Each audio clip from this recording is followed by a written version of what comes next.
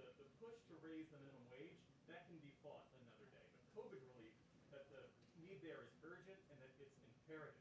And that if the machinations and the back and forth about how to raise the minimum wage slows down the COVID relief package, then that's not good for anyone. And President Biden himself said weeks ago to CBS, it was that Super Bowl interview where he said he put it in the bill, but he didn't think it would survive. Well, it turns out it didn't survive.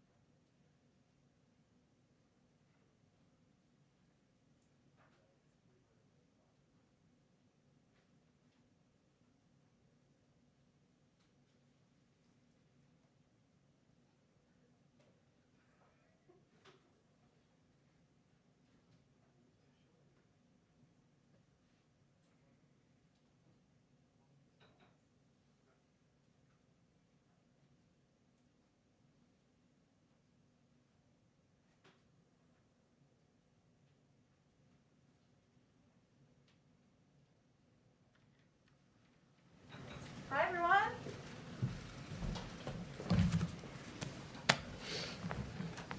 Okay.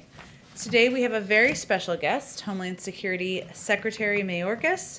Secretary Mayorkas is the first Latino and immigrant confirmed to serve as Secretary of Homeland Security. He has led a distinguished 30-year career as a law enforcement official and a nationally recognized lawyer in the private sector. He served as the Deputy Secretary of the U.S. Department of Homeland Security from 2013 to 2016 and as the Director of U.S. Citizenship and Immigration Services from 2009 to 2013. During his tenure at DHS, he led the development and implementation of DACA, negotiated cybersecurity and homeland security agreements with foreign governments, led the department's response to Ebola and Zika, helped build and administer the Blue Campaign to combat human trafficking, and developed an emergency relief program for orphaned youth following the tragic 2010 earthquake in Haiti. He's been kind enough to offer to take some of your questions. As always, I will be the bad cop. With that, I will turn it over to you. Thank you very much, Jen, and good morning, everyone. I'd like to spend a few minutes to provide you with an overview of what we have done and are continuing to do and what we are dedicated to achieving. We are dedicated to achieving, and quite frankly are working around the clock, to replace the cruelty of the past administration with an orderly, humane, and safe immigration process. It is hard and it will take time. But rest assured, we are going to get it done. Let me explain to you why it is hard and why it is going to take time. I think it is important to understand what we have inherited because it defines the situation as it currently stands. Entire systems are not rebuilt in a day or in a few weeks. To put it succinctly, the prior administration dismantled our nation's immigration system in its entirety. When I started 27 days ago, I learned that we did not have the facilities available or equipped to administer the humanitarian laws that our Congress passed years ago. We did not have the personnel, policies, procedures, or training to administer those laws. Quite frankly, the entire system was gutted. In addition, they tore down the Central American Minors Program that allowed children to access laws of protection without having to take the perilous journey north. They cut off funding to the Northern Triangle countries of Guatemala, El Salvador, and Honduras. No planning had been done to protect the frontline personnel of the U.S. Customs and Border Protection and other frontline personnel that address the needs of individuals coming to our border. Contracts had been entered that were unlawful or against the interests of the United States Department of Justice, and that's just the tip of it. And I must tell you that it pains me profoundly to say this today on March 1st, the 18th anniversary of the U.S. Department of Homeland Security. It takes time to rebuild an entire system and to process individuals at the border in a safe and just way. That is especially true when we're in the midst of the pandemic and are obligated, of course, to adhere to the restrictions and procedures that have been promulgated by the CDC to ensure public safety, including the safety of the individuals who arrive at our border. It takes time to build out of the depths of cruelty that the administration before us established. What we are seeing now at the border is the immediate result of the dismantlement of the system and the time that it takes to rebuild it virtually from scratch. We have, though, already begun to design and, in fact, have begun to implement a new, innovative way to address the needs of the population that was forced to remain in Mexico during the prior administration. That rebuilding, that innovative solution is but one part of a multi-part strategy to execute on the president's vision. For example, we've also begun to rebuild the process for young people to be able to access avenues of protection without having to take the perilous journey. We have begun to develop and rebuild the program to reunify individuals with their families here in the United States, as was once the case. The president set forth his bold vision in his executive orders at the outset of his administration, and we are driven to implement them successfully. Let me, if I can, take a couple minutes to explain that innovative system to which I referred with respect to how we are addressing the individuals who were forced into the Remain in Mexico program under the prior administration. Working very closely with the Mexican government and international organizations in Mexico, we have developed a virtual platform that enables individuals with active cases in the Remain in Mexico program to actually register for relief using their phones. The international organizations then work with those individuals to test them, process their cases, and transport them safely and according to a defined schedule to the port of entry, where we are awaiting them and can process them through the port of entry successfully. We started with one port and 25 individuals a day. We are now at 3 ports, and we have enhanced our processes at one of those 3 ports to reach 100 individuals a day in processing to address the acute need in the camp at Matamoros, which we have all heard so much about. This is all, by the way, at a time when we are also addressing the needs of our frontline personnel. Soon after I took office on February 2nd, we launched Operation VOW, Vaccinate Our Workforce, where we have really surged resources and capabilities according to the paradigm that has been established by the COVID-19 task force to address the needs of frontline personnel throughout the federal government. In February alone, we started at 2% of that frontline personnel workforce vaccinated. At the end of February, we were able to reach 20% of the frontline personnel. I have to take this opportunity at the same time to reiterate a message that we have communicated repeatedly throughout, which is a message to those individuals who are thinking of coming to our border. They need to wait. It takes time to rebuild the system from scratch.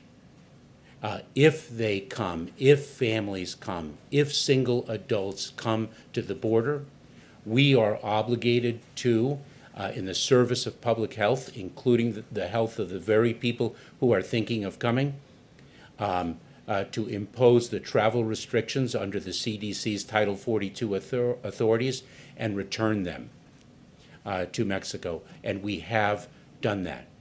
We need individuals to wait, and I will say that they will wait with a goal in mind, and that is our ability to rebuild as quickly as possible a system so that they don't have to take the dangerous journey, and we can enable them to access humanitarian relief from their countries of origin. The fact of the matter is that families and single adults are indeed being returned under the COVID-19 restrictions. Let me then turn to the issue and the challenge of unaccompanied children, because I know that much has been reported about the handling of unaccompanied children. And let me just explain the process, if I may. When an unaccompanied child reaches the border and comes in between the ports of entry, U.S. Customs and Border Protection personnel, specifically the United States Border Patrol, brings that child to a Border Patrol station for processing.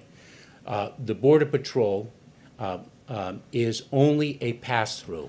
We are obligated to turn that child over to the Department of Health and Human Services within 72 hours.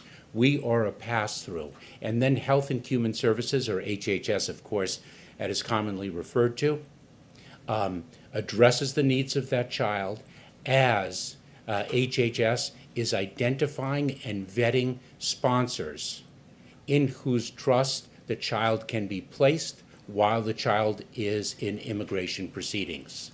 And so we have the child for a maximum of 72 hours, and of course, given the pandemic and its restrictions, given the extreme weather conditions in Texas, a critical part, that 72-hour time frame was certainly under stress, as we all know, and as we can all understand. And then children are in HHS custody for an average of about 31 or 32 days. Finally, let me turn to, I think, the most powerful and heartbreaking example of the cruelty that preceded this administration, and that is the intentional separation of children from their parents. I am the chairman. I have the privilege of serving at the President's designation as the chairman of the Family Reunification Task Force. The First Lady has driven us to action through her personal commitment to this moral imperative, and that moral imperative is to reunite the families and restore them to the fullest capacity that we as a United States government can do. And I should say that we are not doing it alone. We are working closely with counsel for the separated family members. We are doing it along with the countries of El Salvador, Guatemala, and Honduras. I spoke with the foreign minister of each of those countries this past Friday. We are doing it with non-governmental organizations, and we intend to and will shortly harness the capabilities, resources, and desire of the private sector. This is not only an all of government, but all of society effort to do what is right. We are hoping to reunite the families either here or in the country of origin. We hope to be in a position to give them the election. And if, in fact, they seek to reunite here in the United States, we will explore lawful pathways for them to remain in the United States and to address the family needs. So we are acting as restoratively as possible. I am very proud and excited to announce that we have hired Michelle Branet as the Executive Director of the Family Reunification Task Force. She began late last week.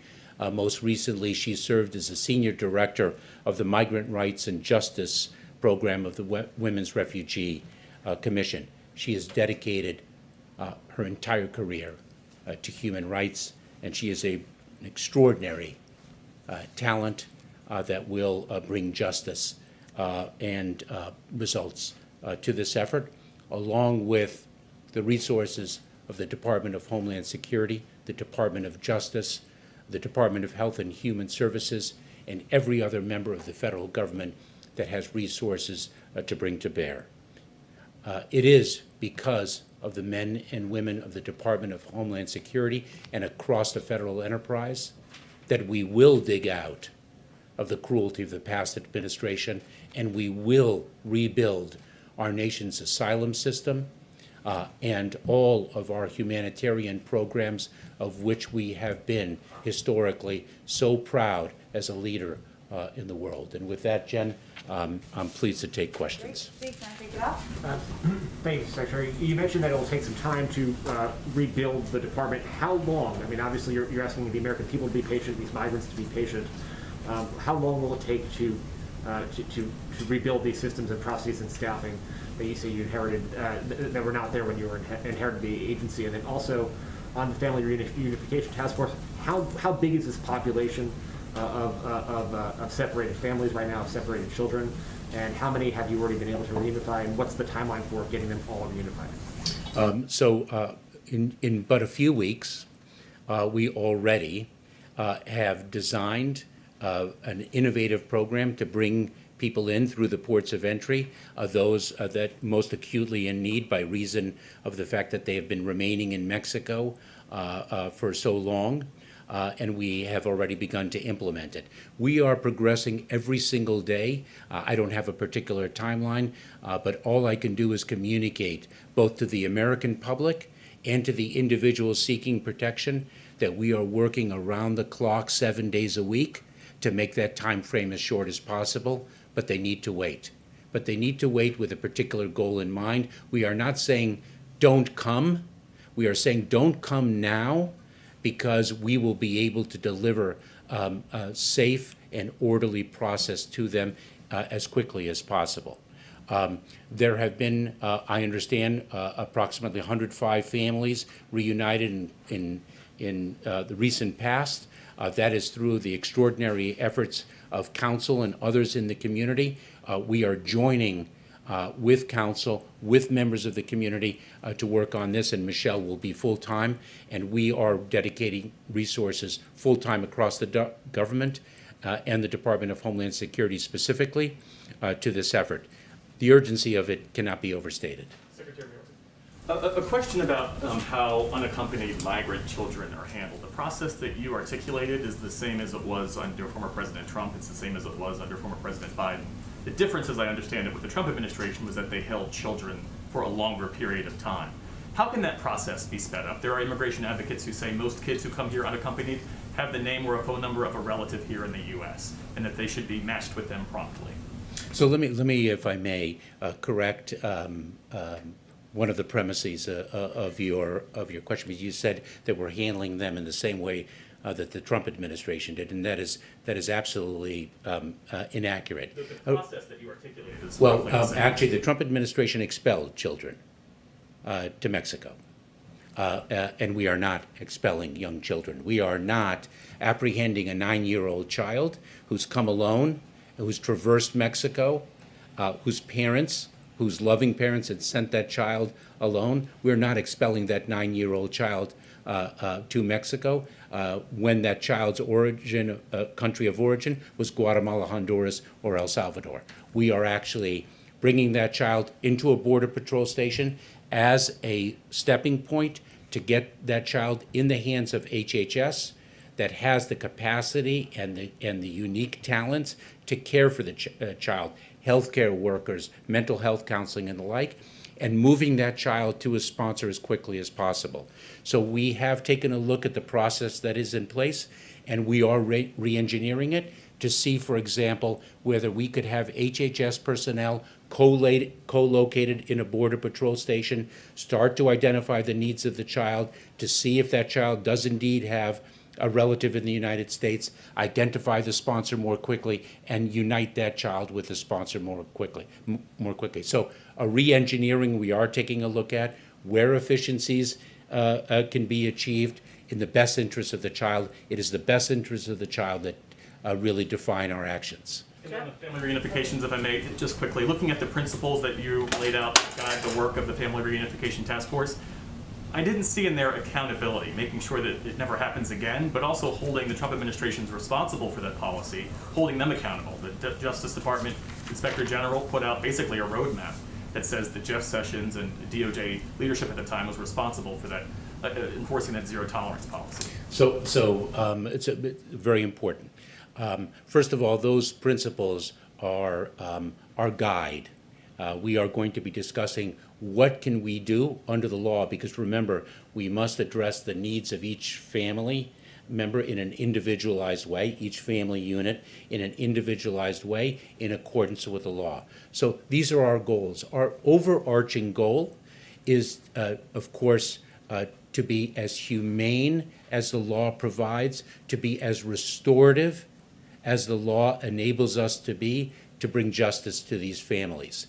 One of the tasks of the Reunification Task Force will be, of course, in addition to reuniting those families, which is, of course is the most acute urgency, to also take a look at the system and ensure, to your very important question, to ensure that it does not happen again.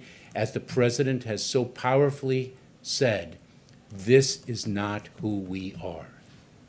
Mr. Secretary, in South Texas, several city officials are requesting COVID tests from the state of Texas for migrants. What plan is DHS putting in place to do COVID testing for migrants? So if I can level set on that, the extraordinary weather that Texas suffered and to which the President responded with such urgency created an unexpected stress on our system. As a matter of process, individuals, family units are brought into ICE custody. They are tested. ICE has the capability to test them, to isolate and quarantine them as the results so dictate, and then to address their needs as the immigration process provides. So it is happening right now? Yes, it is. Okay. And if I could also ask, you said please don't come. You sent the message, now is not the time. What specifically and how is this administration conveying that message to these desperate families and people who respectfully probably will not heed your warning to please don't come now? What are you doing to convey the message to them? So multi-part answer, if I may. Number one, of course, with respect to our resources, we are flooding the space with that critical message. I cannot overstate its criticality for the well-being of those very individuals who are thinking of coming, not to mention the well-being and stability of the border as we seek to rebuild it from its dismantled state. We are not communicating alone. We are communicating in partnership with non-governmental organizations, community-based organizations that do have the ear of these very communities, and we are doing it in tandem with the governments of Mexico, El Salvador, Guatemala, and Honduras. Any sign that it's working, sir? It's very difficult to know those whom we have successfully deterred, but our understanding is that it does work to a degree, certainly with certain aspects of the population, and it is a message that we need to continue to communicate. It is our obligation as a nation to do so. Kristen? Thank you, Mr. Secretary. Do you believe that right now there is a crisis at the border? I think that the answer is no. I think there is a challenge at the border that we are managing, and we have our resources dedicated to managing it. And so a lot of the things that you are talking about, you admit, take some time to implement. But right now you've got about 200 migrant children crossing the border every single day. CBP projected a peak of 13,000 unaccompanied children in the month of May, according to a report in Axios. What is being done between now and then when you're able to implement all the things that you're talking about that you say will take time? Let me answer that question with tremendous pride. The men and women of the Department of Homeland Security are working around the clock 7 days a week to ensure that we do not have a crisis at the border, that we manage the challenge, as acute as the challenge is, and they are not doing it alone. This is a challenge that the border communities, the non-governmental organizations, the people who care for individuals seeking humanitarian relief all understand it is an imperative. Everyone understands what occurred before us, what we need to do now, and we are getting it done. Respectfully, sir, though, one of your predecessors, Jay Johnson, he said that 1,000 illegal border crossings a day constitutes a crisis, that it overwhelms the system. We're at between 3,000 and 4,000 now, according to CBP officials. So how is this not a crisis? I have explained that quite clearly. We are challenged at the border. The men and women of the Department of Homeland Security are meeting that challenge. It is a stressful challenge, and that is why, quite frankly, we are working as hard as we are, not only in addressing the urgency of the challenge, but also in building the capacity to manage it and to meet our humanitarian aspirations and execution of the President's vision. Go ahead, Ashley. Thank you, Mr. Secretary. Does the administration support using budget reconciliation to legalize millions of undocumented immigrants this year, as Senator Warren and 100 other Democratic lawmakers have called for? The President on day one sent a bill to Congress. The President recently spoke of that bill. That bill addresses what there is unanimity about, which is we are operating under a broken immigration system, and we need to fix it. Specifically, would you consider using the budget reconciliation process? It is not for me to decide the legislative strategy that the administration employs. The administration is committed to passing immigration legislation, and the administration is pursuing a path that everyone understands is direly needed. Steve, we'll go with two more. Go ahead, You Steve. said that the previous administration had entered into some contracts that were unlawful. Could you give some examples of that? What do you mean? Let me give you an example that already has been in the public domain, quite frankly, and that is the agreement on January 19th, one day before the new administration was to commence, an agreement with the union of Immigration and Customs Enforcement that the union must approve any policy changes in the immigration arena. I've been in government for almost 20 years now. I've never seen a contract like that, and I certainly haven't seen a contract like that on the last day of an administration. Karen? Thank you, Mr. Secretary. I'm with ABC News, and we've reached out to HHS and Border Patrol after the suggestion from Jen last week to try and gain access to the tent facilities in Texas. We've been I'm told... sorry, I didn't quite hear, but let me, if I can, Yes. say one thing back to that question, if I may. Because there can be honest disagreements about policy, but there has to be an overriding credo, and that is loyalty to our institutions and what they stand for and the fundamental rule of law. And I find an agreement like that in dereliction of that duty. Yes. I'll project this time. Sorry about that. Sorry, I apologize. I'm with ABC. We reached out to HHS and the Border Patrol about gaining access to the tent facilities in Texas. We were told we can't because of COVID restrictions. If there is a safe way to do this, to get reporters down there, to show the American people the conditions there where these unaccompanied children are being held, would you allow that? I'm happy to take a look at that. I owe it to my people to understand the situation and the reasons why access was denied. I will share with you something, another principle to which I intend to adhere throughout my tenure, and that's openness and transparency. And that includes the Fourth Estate. I actually grew up as a journalism student, but apparently I wasn't a good enough writer to make it the whole way. Let me share with you what I communicate to the workforce, and we'll leave it at that, because it's in the service of openness and transparency. Don't shrink from criticism. Just work very hard not to deserve it. Thank you very much. All right. Oh, I'm happy to take another question. One more. Yeah, I'm sorry. What is the status of the review of the Trump-era visa bans for H-1B visas? And has the White House decided to lift those bans before they expire at the end of the month? You know, I don't really, I hate to end the questioning on a question, the answer to which I am not certain. But look, this goes to what preceded us. We have so much work to do to repair and to restore and to rebuild, that we have a prioritization matrix, and of course the acute needs of individuals fleeing persecution is a high priority, which brings me to this meeting this morning. Thank you, everyone. Secretary, we'd love to have you back again. There's clearly lots of questions. Thank you so much, Thank you for Jen. joining us. Thank you.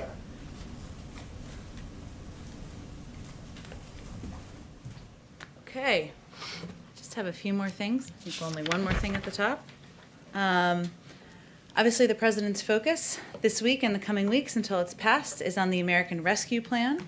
And I wanted to just take the opportunity to reiterate that in 2 weeks, on March 14th, around 11 million Americans will start losing their unemployment benefits if Congress doesn't act on the President's Rescue Plan. There are 11 million Americans who are unemployed through no fault of their own, but who will struggle to put food on the table, struggle to make ends meet, and struggle to live with the dignity they deserve.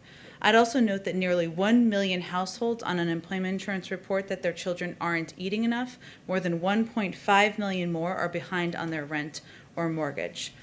For almost a full year now, new unemployment claims have exceeded the pre-pandemic all-time high, and the economic data shows a K-shaped recovery with millions of workers at risk of being left behind. That's why it's absolutely critical Congress act, and we certainly hope they do that as quickly as possible. One last note, today, as many of you know, all of you know, the President will meet with President Andres Manuel Lopez Obrador, the President of Mexico, building on their January 22nd conversation. The meeting will reaffirm the enduring partnership between both countries based on mutual respect and the extraordinary bond of family and friendship. The President will be joined for the meeting by Secretary of State Tony Blinken, Secretary of Homeland Security Alejandro Mayorkas, spending a lot of time here today clearly, and other White House officials to discuss a new phase of the U.S.-Mexico bilateral relationship with their counterparts. The discussion we expect will focus on migration, recovery from COVID-19, climate change, and security. With that, Zeke, kick it off. Thank you, Jen. What's the White House's response to Iran's refusal to sit down for negotiations on its nuclear program? And is there a sense of urgency on the part of the White House to get Iran to the table given the development and progression of its program? Well, first let me say we're disappointed in Iran's response. We remain ready to re-engage in meaningful diplomacy to achieve a mutual return to compliance with JCPOA commitments, and we will be consulting at every level with our P5+1 partners on the best way forward. We do view this, though, as a part of a diplomatic process to determine the way forward, and that's what we'll be engaging through the prism of. And another on foreign policy, the President has not taken any direct action against the Saudi Crown Prince in response to his involvement in the murder of journalist Jamal Khashoggi. Why not? And what message is the president sending to autocrats around the world that they could kill journalists or their own citizens with impunity and not suffer personal sanctions? Well, let me first say that this was a horrific crime. The president has been consistent in reiterating that and his belief of that. The report that was released on Friday through ODNI did not contain new information. It was important to the president that it was released and it abided by our legal obligations, and it wasn't something that was done by the prior administration. We also took a series of strong steps to impose on individuals directly involved in the operation that led to the murder of Jamal Khashoggi, including adding senior Saudi intelligence official Ahmed al-Asiri to the list of those facing global Magnitsky designation. I don't know why that's a mouthful. We also sanctioned under the global Magnitsky rule the entire Rapid Intervention Force, a unit of the Saudi Royal Guard that has engaged in counter-dissident operations, including the operation that resulted in the killing of Jamal Khashoggi. This is a crucial step because it structurally addresses an unacceptable pattern of targeting, monitoring, harassment, and threats to dissidents and journalists. And we believe, our national security team believes, that going after the network responsible for these actions is the best way to prevent a crime like this from ever happening again. That is our objective. But going after the network responsible but not the man responsible for it, why not? I would say we took a number of steps that our team determined were the right steps to prevent this from ever happening again. That is our objective. We also, from day one, even prior to the release of this report, have recalibrated the relationship, have made clear that is going to be a shift from how it was approached over the last 4 years. That means counterpart to counterpart conversations. That means not holding back and voicing concern and pushing for action as it relates to dissidents or journalists or others being held. And it means making clear that we are not going to support the ongoing war in Yemen. We want to find a conclusion of that war. So our objective is to recalibrate the relationship, prevent this from ever happening again, and find ways, as there are still, to work together with Saudi leadership while still making clear where we feel action is unacceptable. And sorry, one more domestic one. You spoke yesterday about the sexual harassment allegations against Governor Cuomo in New York. Has anyone from the White House reached out directly to anyone, to him or anyone on his staff? And then is the president concerned that this could serve as a distraction from Governor Cuomo's handling of the pandemic, and should he potentially step aside while this investigation is underway so that there are no distractions handling the pandemic? Well, as I stated yesterday, the president's view has been consistent and clear that every woman coming forward should be treated with dignity and respect. That applies to Charlotte, that applies to Lindsay, and any woman coming forward. And since yesterday, of course, overnight, the Attorney General, it has been made clear that the New York Attorney General, will oversee an independent investigation with subpoena power, and the governor's office said he will fully cooperate. We certainly support that process, and we'll wait to see that through. Go ahead. Just to follow up, you reserve the right to sanction the Crown Prince in the future if deemed necessary, right?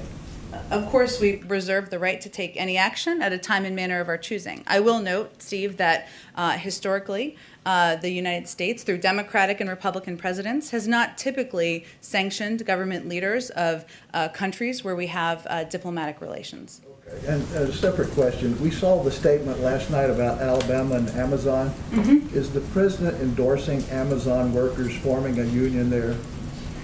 Well, the president broadly, and I think it was a video, just so people know the context of what you're referring to, the president believes that workers should have the right to organize. That is a fundamental value he has, and one that he has been consistent on for decades.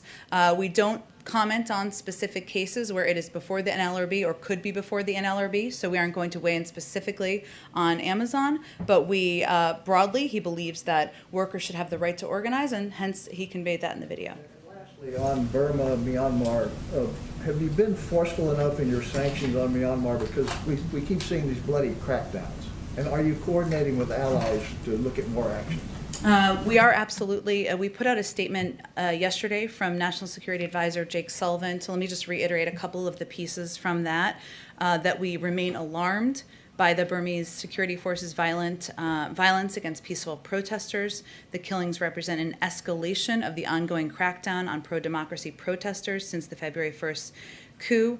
We are preparing the additional actions to impose further costs on those responsible for this latest outbreak of violence and the recent coup. And we expect to have more to share on that in the coming days. Go ahead, Jeff. And back on Saudi Arabia, during the campaign, obviously, former Vice President Joe Biden was very well aware of the history of the U.S. government in terms of who they sanction and who they haven't. But yet he said, we're going to make them pay the price and make them the pariah that they are. How does this come anywhere close to his pledge to Americans in November of 2019 at that debate? Well, first, the president has been clear to his team, and he's been clear publicly, that the relationship is not going to look like what it's looked like in the past. And even before the release of the report on Friday, we had taken actions as an administration to make that clear through diplomatic conversations to our partners and allies in the region and through our actions. And that includes a change in how we are communicating with the Saudis, counterpart to counterpart, going back to that appropriate line of communication. It includes not holding back and raising concerns about human rights abuses. We did see last month that Saudi Arabia did release 2 dual national prisoners and women's rights activists. It includes pulling back from our support from the war in Yemen. But it's important to also note that there are areas where we have an important relationship with Saudi Arabia. Intelligence sharing, also helping defend against the threats and the rocket attacks that they are getting, getting from bad actors right at their doorstep. And global diplomacy requires holding countries accountable when needed, but also acting in the national interest of the United States, and that's exactly what the president's trying to do. And does he feel he's done a good enough job explaining his position, his new position now as president of the American people? And how is he reacting to the criticism he's received over the weekend? And Nick Kristof of the New York Times accused him of choking. There were a variety of pretty tough words against him. How has he responded to that? And does he need to address it more?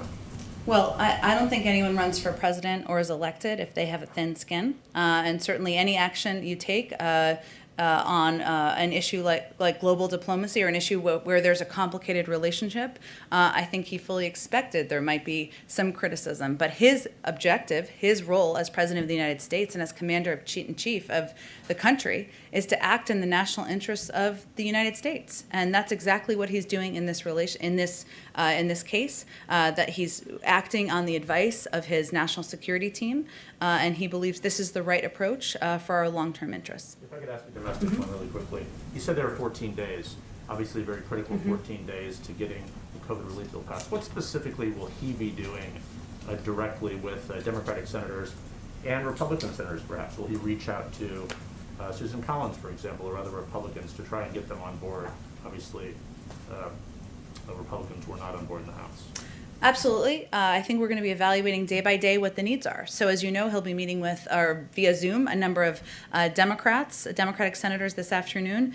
We've reserved time in his schedule to ensure that he can be engaged, roll up his sleeves, and be personally involved in making phone calls, having more Zoom meetings, potentially having people here to the Oval Office to get this across the finish line. And I expect him to be very involved personally. On the parliamentarian decision, you said that he respects that decision, but progressives don't understand this. In some respect, they're like, why not fight for this? So why is the White House not more aggressively challenging that and sending the vice president to try and potentially overrule that with the vote?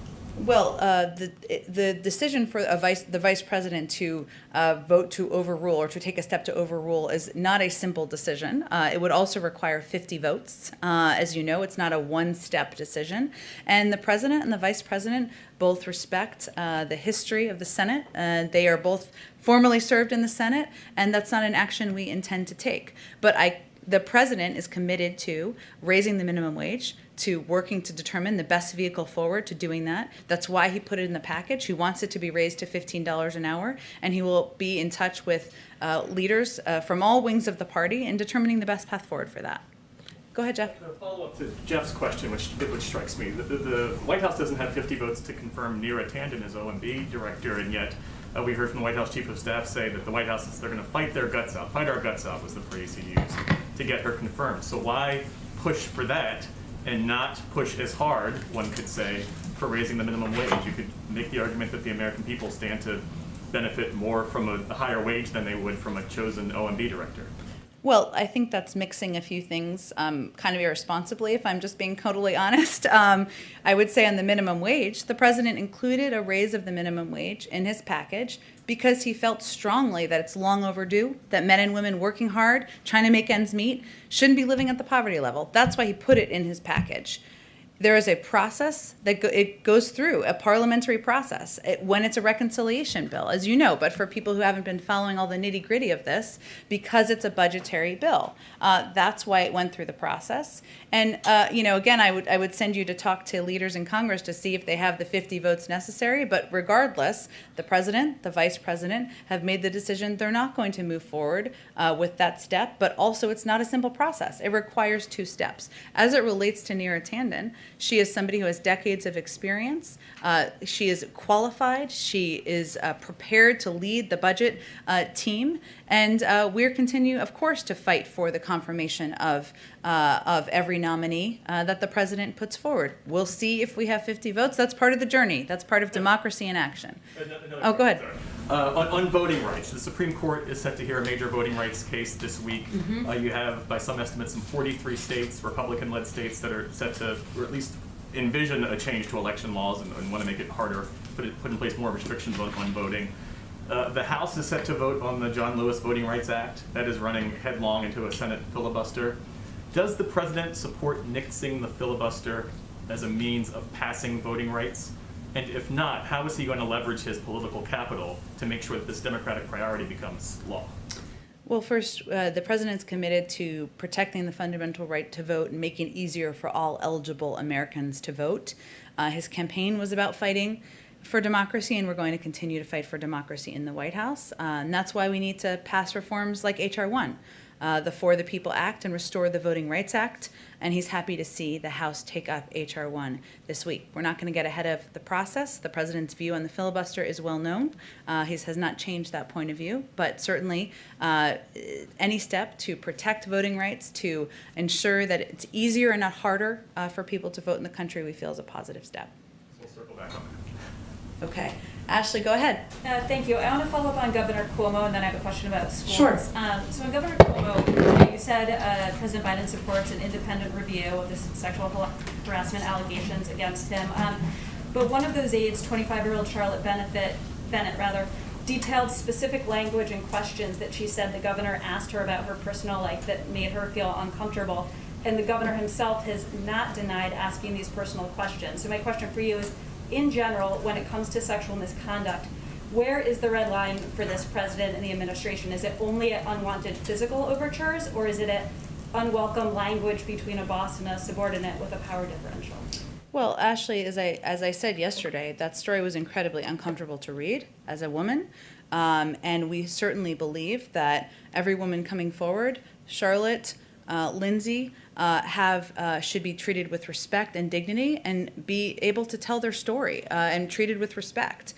There is a process of reviewing, as you noted, an independent investigation. We will leave it to that process through the Attorney General to make a determination on the path forward.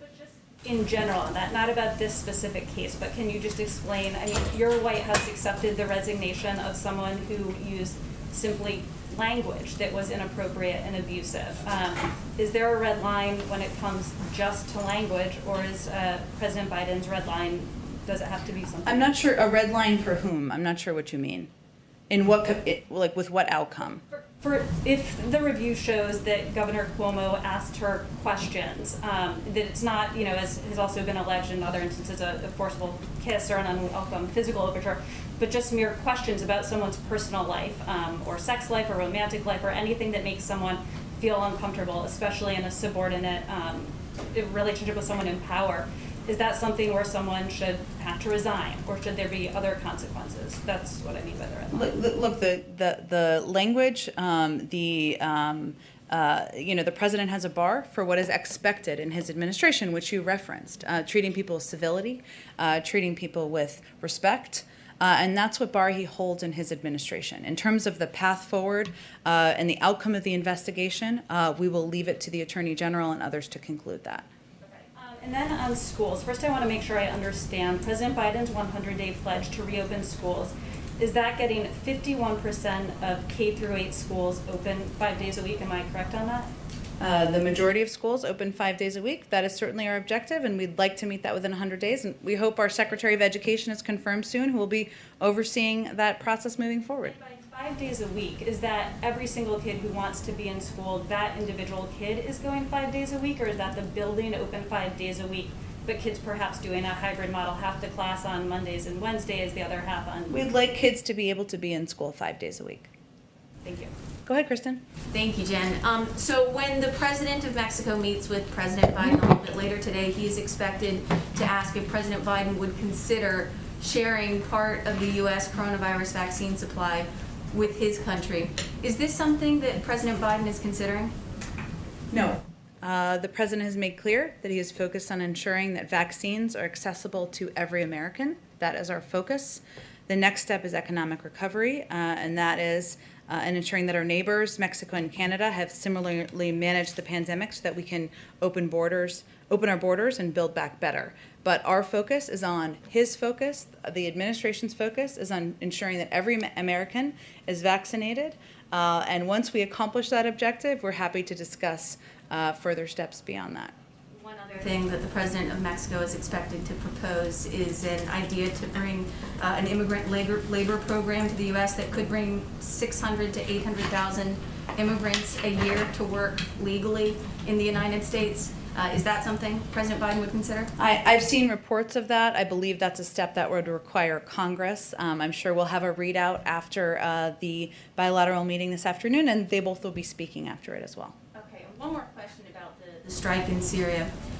The Democratic Senator Mark Warner, he said over the weekend that he really wished that the Biden administration had given Congress more of a heads up. He said, "I wish the Biden team would have given Congress greater knowledge and greater warning." So given the criticism that you and other administration officials had leveled at the Trump administration when they struck Syria back in 2017, why not go more out of the way to loop in Congress? Well, there were notifications made to the appropriate committee chairs, and there has also been an offer of classified briefings to anyone who would like a classified briefing, and we concluded a range of notifications on Friday. In terms of the strike in 2017, that was a strike of that was an attack on Syrian military installations in response to a chemical weapons attack. This was in response to a threat and attacks that threatened the lives of American men and women serving overseas. They're both different in policy and legal justification. And one more question from former President Trump over the weekend speaking at CPAC. I heard that. He had a quote. He said, President Joe Biden sold out America's children to the teachers union. How does the White House respond to that? I think we're going to spend more of our time focused on communicating about our agenda for the American people than responding to criticism from the former president. Go ahead. Thanks, Jen. To go back to Saudi and the Crown Prince and the quote that Jeff brought up from then candidate Joe Biden in 2019, you mentioned holding countries accountable. You mentioned today acting in the national interest. But he said in 2019, we're going to make them pay the price, Saudi leaders. How is the administration making the Crown Prince pay a price? And are you saying that the national interest and holding them accountable can't square with paying a price? No, I'm certainly not saying that. I was outlining a number of the steps that were announced on Friday that were taken, that specifically addressed, sanctioned the deputy head of intelligence, that specifically sanctioned under the Magnitsky Act the entire Rapid Intervention Force, which is a force that is close to the Crown Prince. And I was referring to specifically our goal of recalibrating the entire relationship, which is something that we started to do from day one of the administration.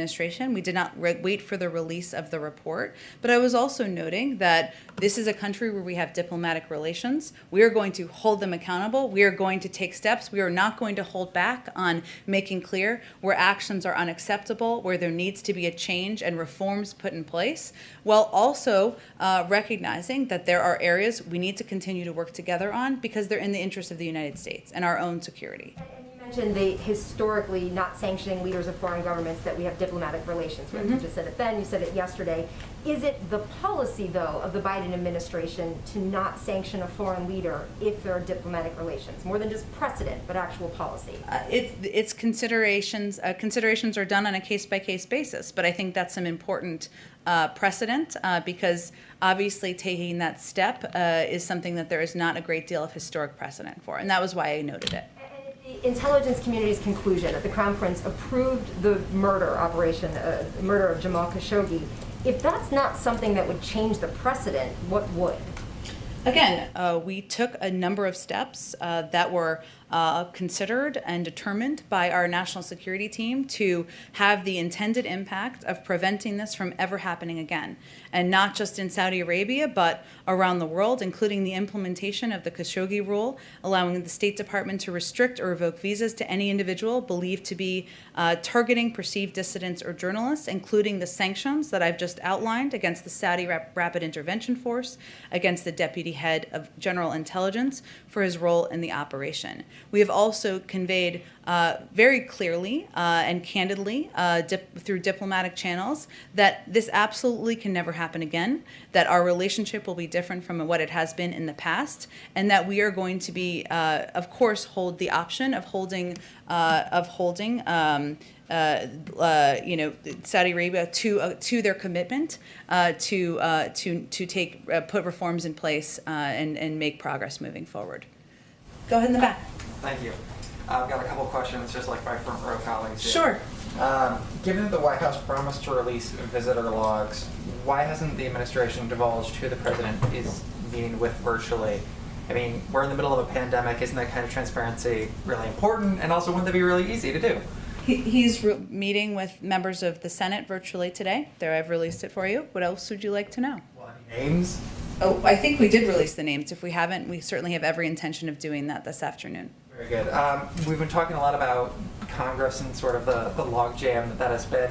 I'm wondering, is the president looking at the proposal that was released by House Appropriations Chair Rosa DeLauro when it comes to bringing earmarks back? Is that something that, I know that he's a legislator himself, but is that something that he's interested in? Maybe that could hurry along some of the agenda, or does he not have an opinion on earmarks?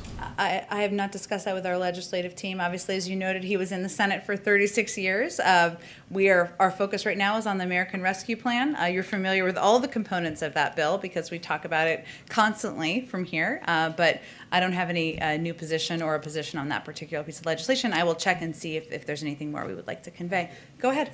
Oh, sorry. Go ahead. Thank you. Go ahead. Senator Warren proposed a wealth tax on households that are worth at least $50 million, saying, quote, "This is money that should be invested in child care and early education, infrastructure, all of which are priorities of President Biden and Democrats in Congress." Does this president have any appetite for a wealth tax? Well, the president strongly believes that the ultra-wealthy and corporations need to finally start paying their fair share, and that our economy and tax system need to reward work, not wealth. That's why he proposed making sure the very richest Americans pay the same rate on the income from their wealth that a worker pays, as well as closing loopholes that allow them to entirely escape tax. Obviously, our focus is on the American Rescue Plan. Addressing the inequities in the tax code is something he talked about as part of his Build Back Better agenda, and is something he remains committed to. He has a lot of respect for Senator Warren and is aligned on the goal of ensuring the ultra-wealthy and big corporations finally pay their fair share. He's laid out a lot of ideas, and when we get to that point in our agenda, he'll look forward to working with her and others in Congress. Go ahead. Thank you, Jen, very much. So yesterday, former President Trump suggested he might run again he will be back in 2024.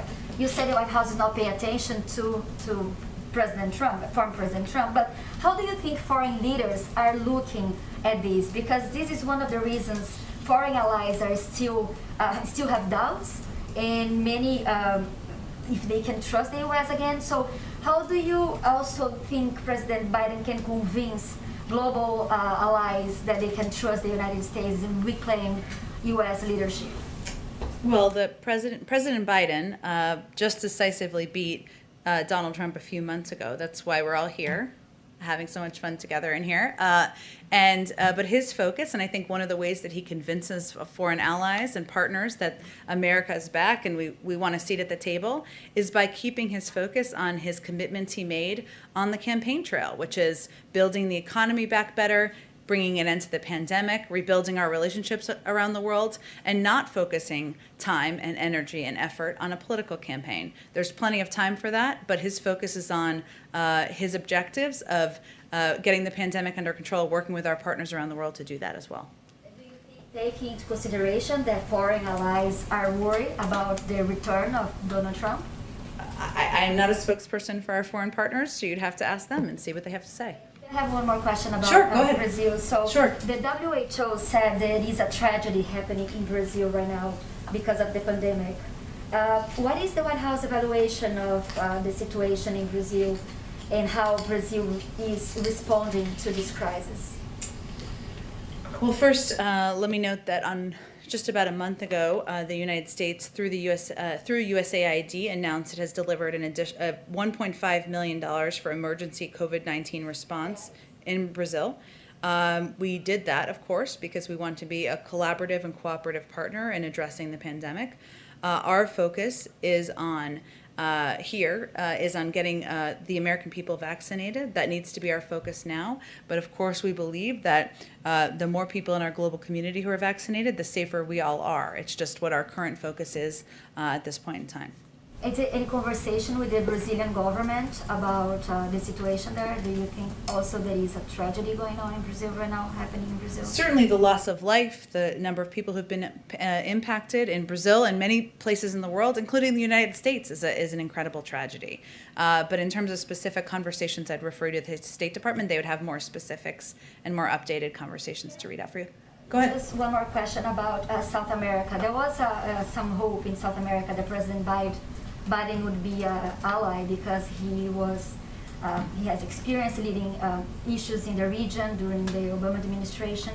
But so far, in more than a month, President Biden has not spoken with any leader in South America. So I wonder what would be his priority in the region, and also who might be his best partner in the region. Who would be the first one he would call? We'll see. I promise you that the president would love to spend even more time calling foreign leaders, and there's just a lot, of course, on his schedule. I expect he will do many more foreign leader calls in the coming weeks, and certainly would have discussions with many leaders in South America, but I don't have any prediction for you about who or when. Go ahead. During the COVID briefing earlier today, Jeff Zients acknowledged that people were having a lot of frustration getting vaccine appointments and a lot of problems with the state portals. Is there any discussion at this point, given those problems, with setting up some sort of nationwide portal for people to access those vaccine appointments? Well, there was an announcement we made last week about Vaccine Finder, and it's just available, of course, in about a half a dozen states at this point in time.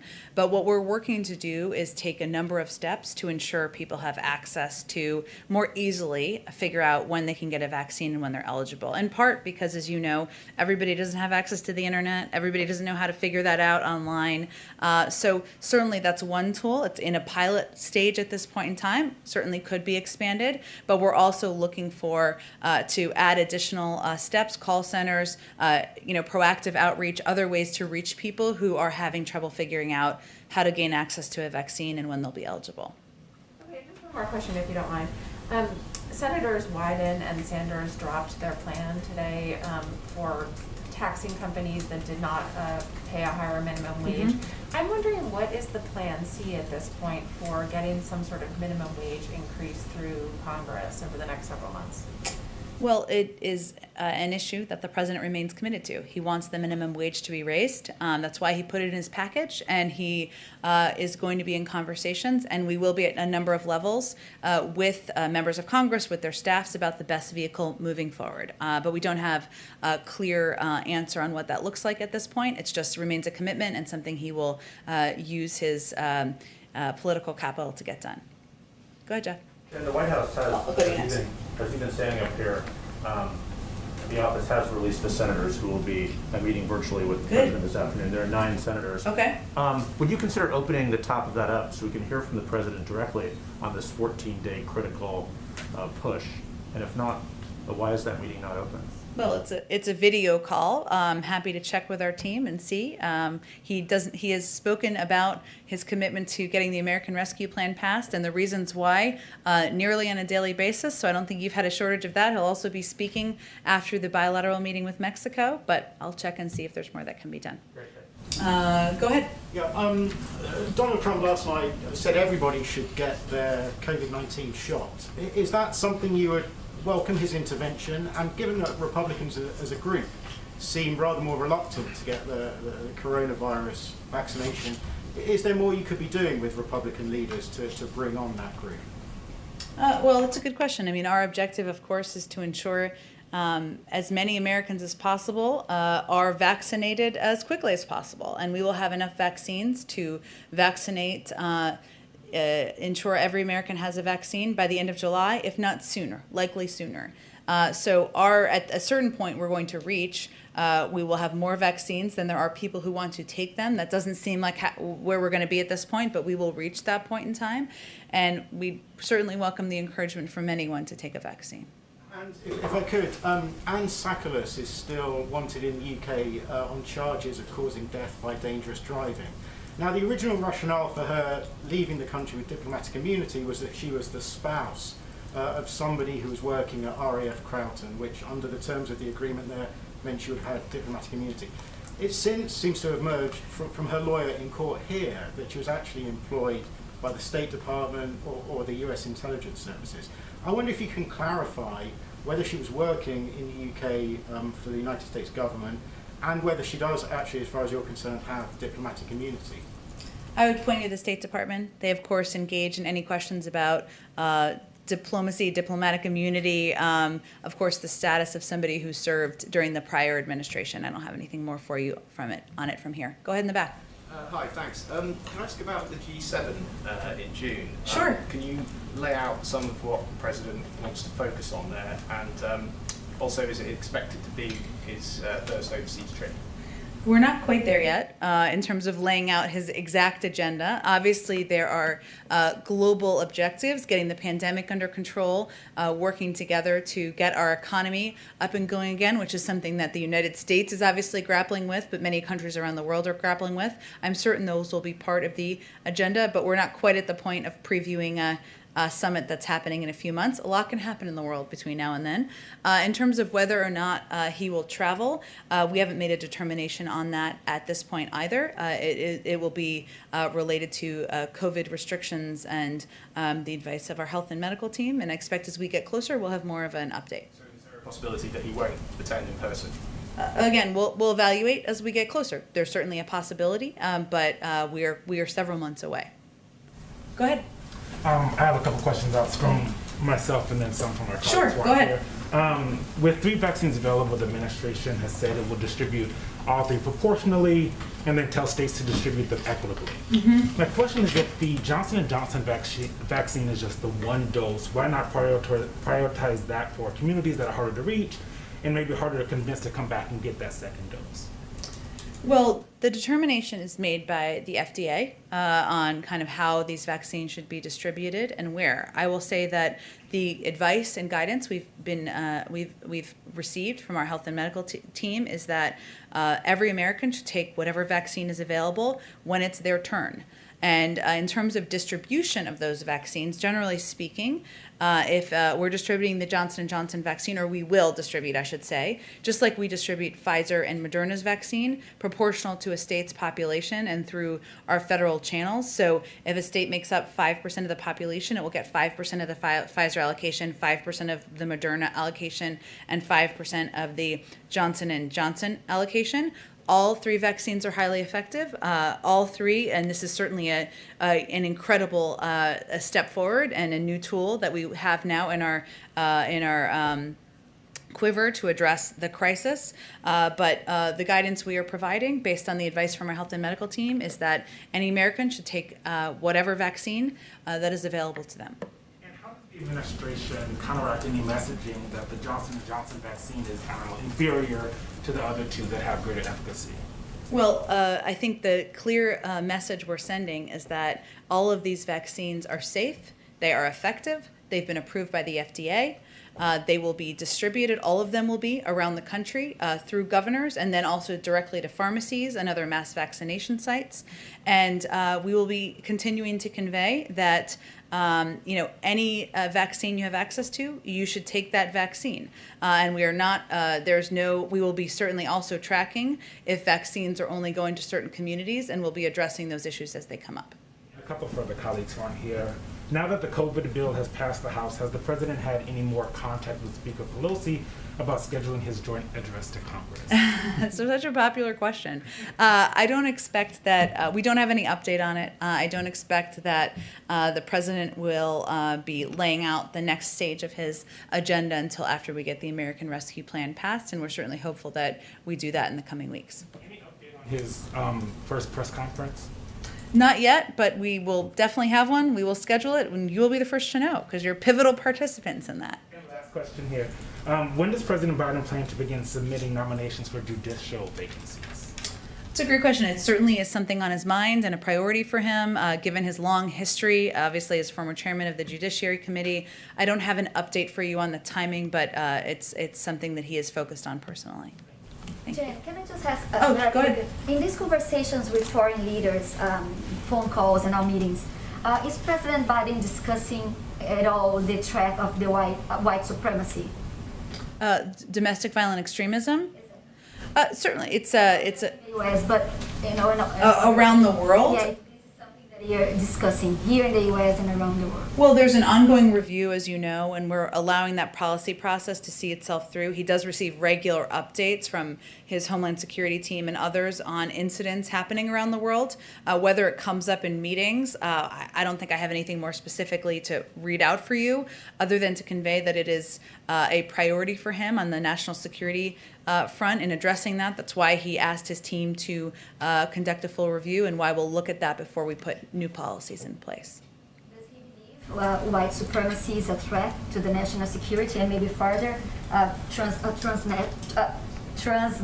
threat? He certainly wouldn't have asked the national security team to conduct a full review of domestic violent extremism, including, of course, activities of white supremacists, if he did not think it was a threat. Thank you, everyone.